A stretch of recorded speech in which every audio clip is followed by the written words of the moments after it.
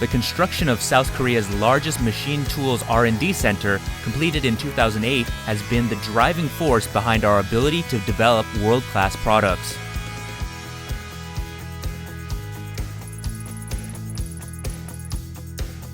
We have two NHM 8000 FMS machining lines and one large capacity 5-face FMS machining line.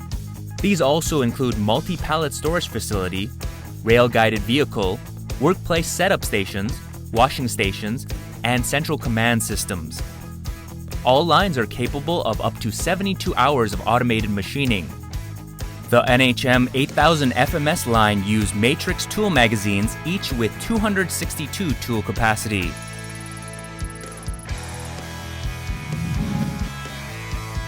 The 5-face machining FMS is capable of automatic machining on 5 faces with a single setup.